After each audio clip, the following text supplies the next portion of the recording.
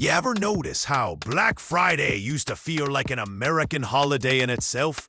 The lines, the chaos, the adrenaline, the stories people still tell years later. But today, something's different. Something's missing. And millions of Americans are quietly asking the same question. Did Black Friday lose its magic? For decades, Black Friday wasn't just the biggest shopping day of the year. It was a cultural event, a moment of freedom, excitement, and pure retail electricity.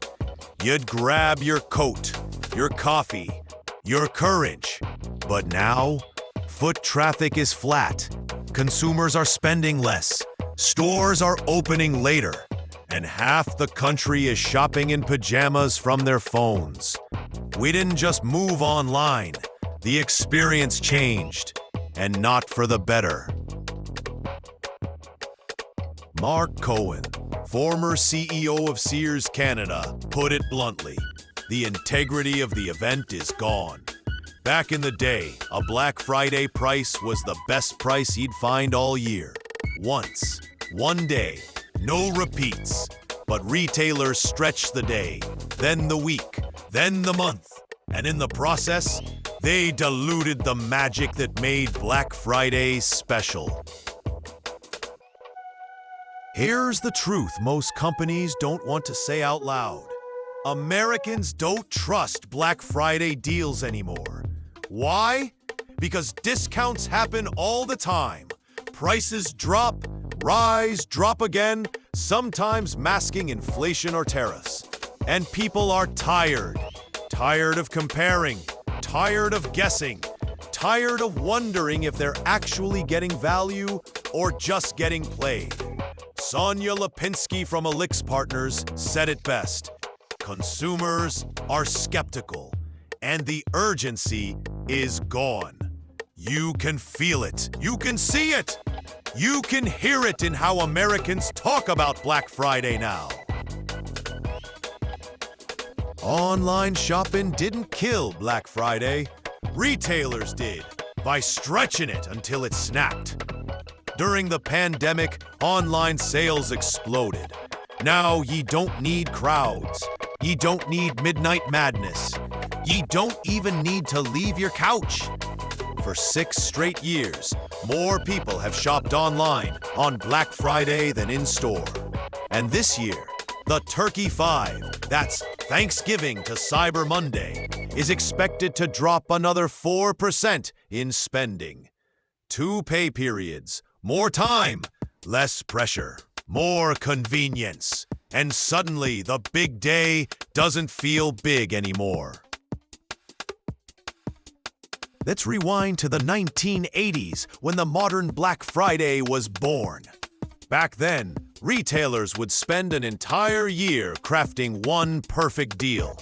One product, one price, one moment. It was an art.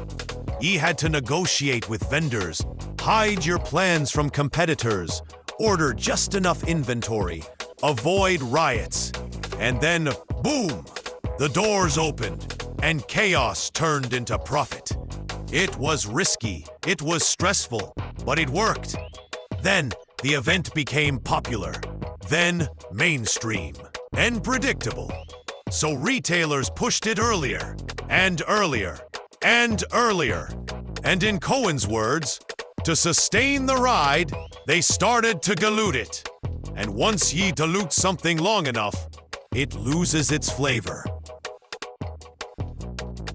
This year, shoppers say they be spending less, not 'cause they don't want deals, but 'cause the economy feels tight. Inflation, higher prices, higher rent, higher everything. Americans be careful, not careless. And Black Friday, once known for unbelievable steals, ain't offering enough excitement to justify the spending. Even doorbusters feel muted now. More corporate. More controlled, more expected. Look at this shift. Millennials and Gen X are backing away from Black Friday altogether. Gen Z never really cared to begin with.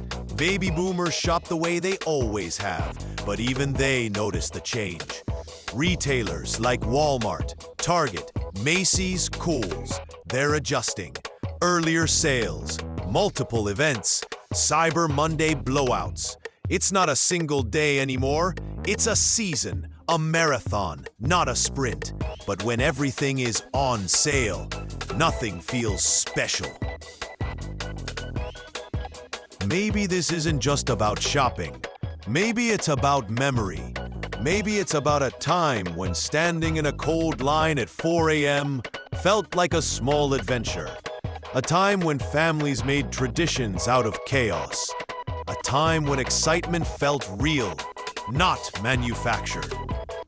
Today, Black Friday feels like a reminder of a world that moved too fast, and a retail industry that couldn't keep up with its own hype.